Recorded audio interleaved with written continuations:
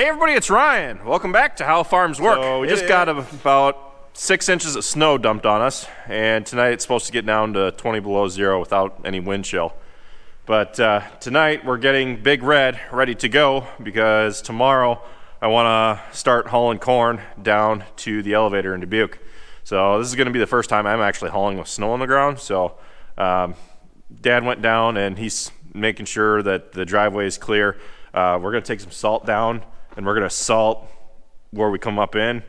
So that way, as I pull in with the semi, I don't have any issues coming up in here because I haven't done it with ice on the driveway. So we got a stack of wood here that we're going to be moving. I'm going to go through Big Red.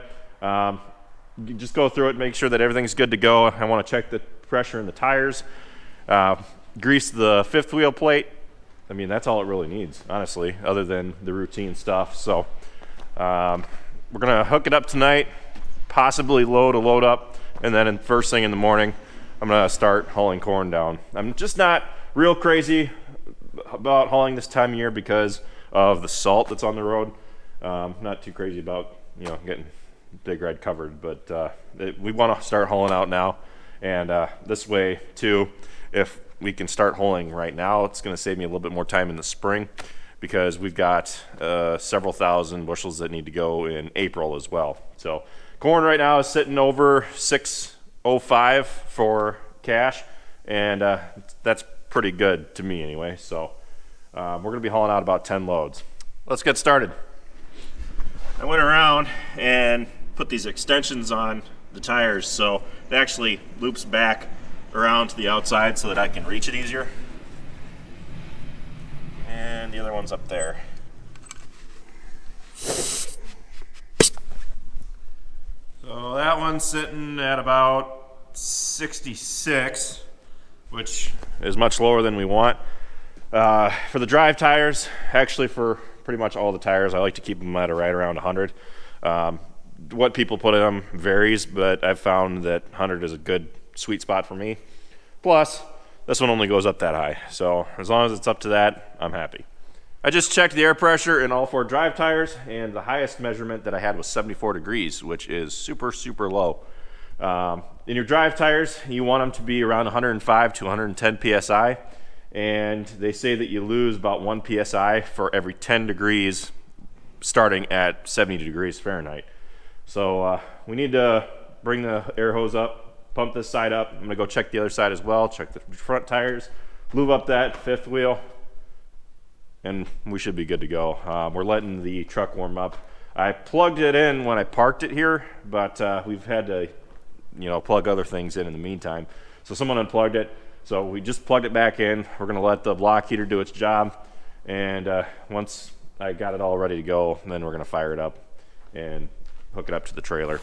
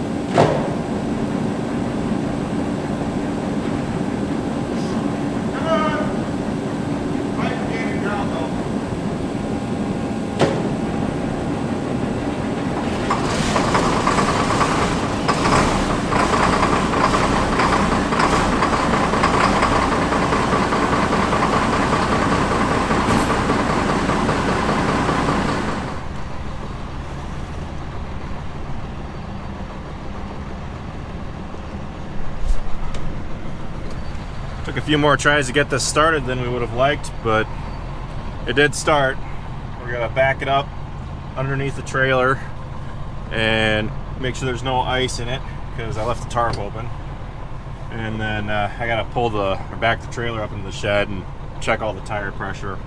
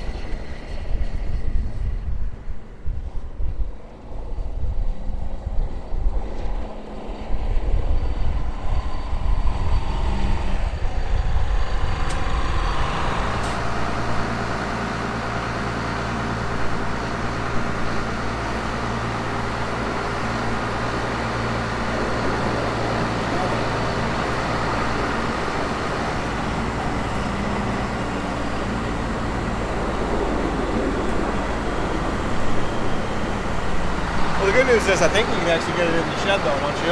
Here, take this.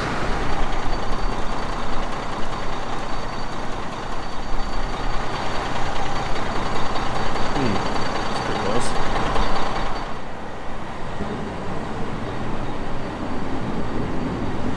Now we got the truck back to 100% in the shed. It's a good thing that this shed was built to the exact dimension that it is, because if it was 1 inch shorter, that truck might not fit in here.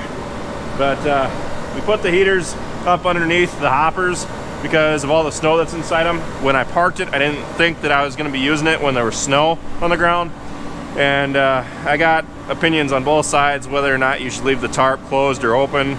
Some people said both, and I decided to leave it open because it'd be less hard on the tarp if there's snow and with the sun hitting it all winter long. And it pretty much effectively ruins the bungee on the front, but I'd rather replace the bungee every year than wear on the tarp any more than absolutely needs to be wore. So I just decided to leave it open, and now we got a bunch of snow in here, so we put the heaters under here and started heating it up, and it's working really good because there's already a ton of water and snow falling out. With the tarp closed now, we're hoping that by blasting the heaters up underneath, we're trapping that heat inside, and it should give the snow the express lane to turn into water.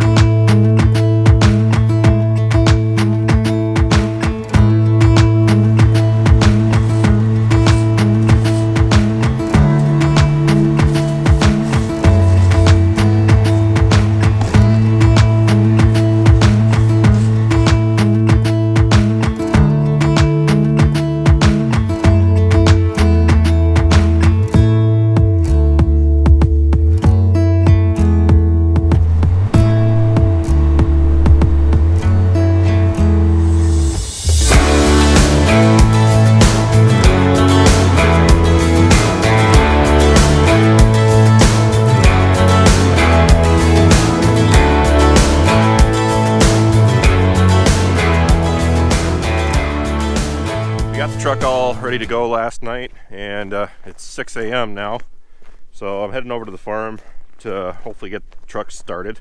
Since we had it running last night, I'm hoping that it'll start easier than it did yesterday. We got all the snow cleaned out of the hoppers. We put the heaters on the inside to melt the ice that was left in there that we couldn't get. So now all that's left to do is go over to the farm, start the truck up, and load it up, and then head down to Dubuque and start selling some corn. So we're going to be selling roughly 9 loads, and this is the first day of hauling. So let's get started.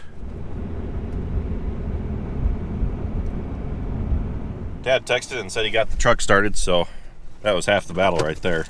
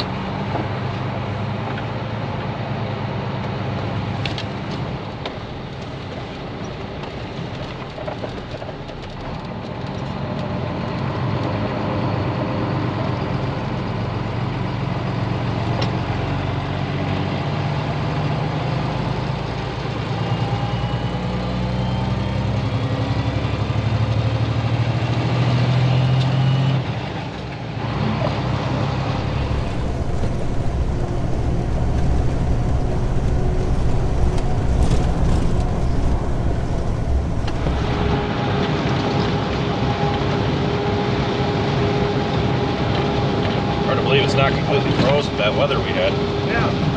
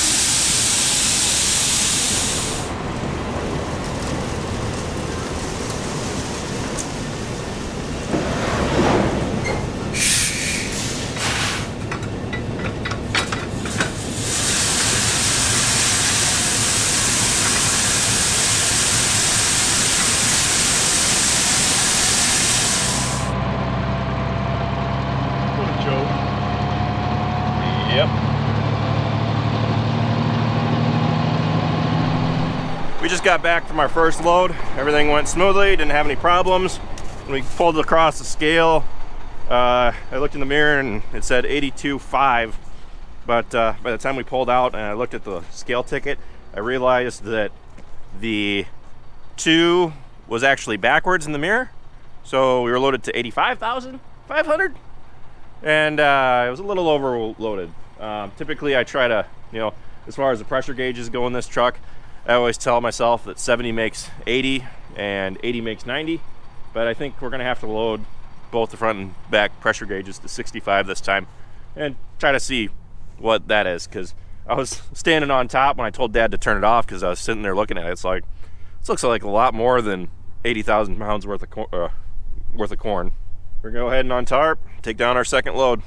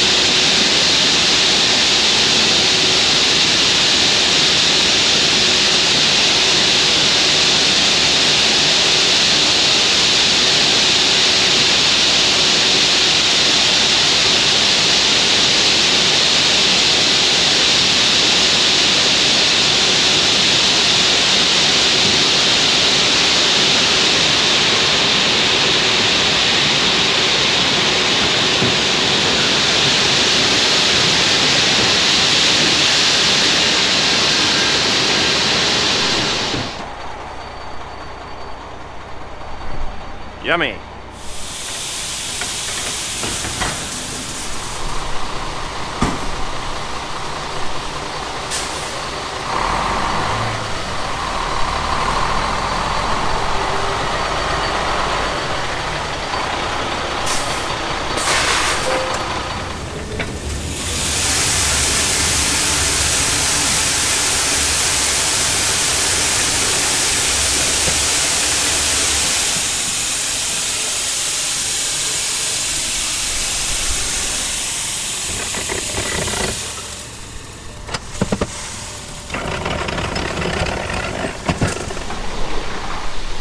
we can get one more down here yet today, that makes 5 loads. And that's pretty good. It's currently 1 o'clock and we have until 3. It takes an hour 40 for a round trip, so we gotta get rolling. Dad went into the house and got a bunch of Swiss rolls, so I'm gonna eat this one, throw the wrapper in the box, and take the rest out and hide them. Throw that back in there. You took them all! I didn't take them. What? Huh? Looking for those? Oh, I get one on the whole box. Yep. Huh? Jeez. That's all that's left because I already ate the other ones.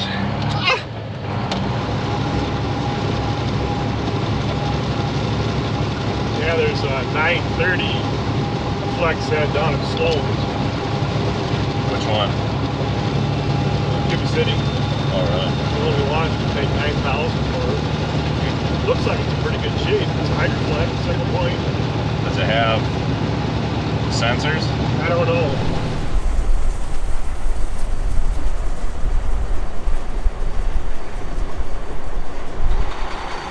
We went from ice road truckers to slop road truckers real quick. It's now 2:30 and this is the last load of the day. We got 5 loads down here. It's pretty good.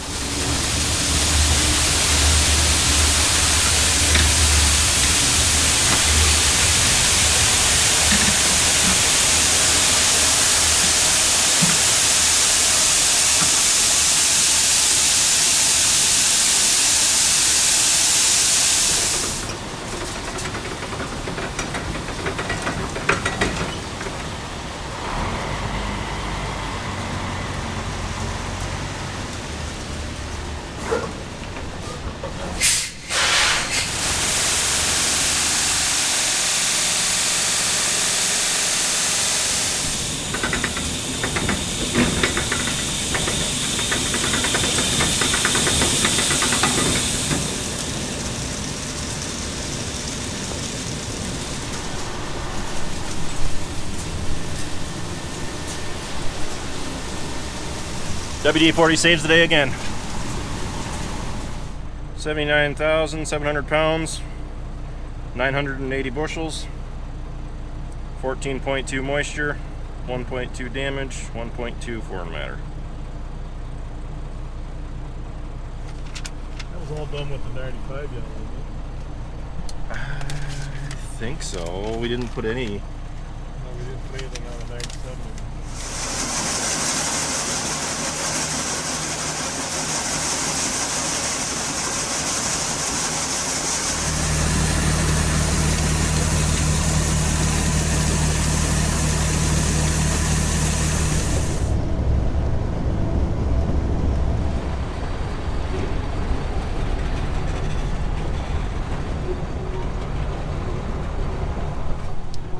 Everything that we've been selling has been getting loaded on rail cars and is heading out that way since the river is frozen. This is the 4th and last load of the day.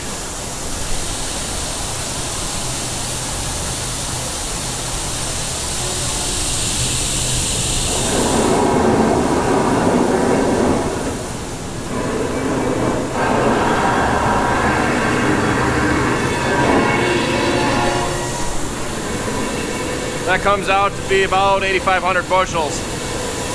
This is gonna be it for now. I might decide to take one more load out to Dyersville, depending on what the price is. But other than that, it's probably gonna wait until April now. At least we've got more contracted for April, but we still got a lot of corn that's unpriced in the bin. So we're gonna head back to the farm, back to the truck in the shed. There's some work that I wanna do to the truck. So that might be coming up in a future video. I just need to do some work on the wheel seal. And I know there's something else I was thinking of, but I can't think of it right now. But that's pretty much it.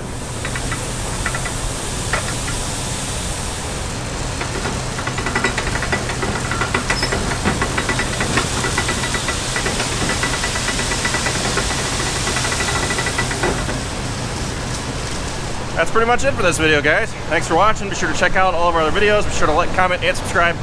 And be sure to follow us on Facebook, Instagram, Twitter, and Snapchat. All How Farms Work. And with that, I'll see you in Louisville.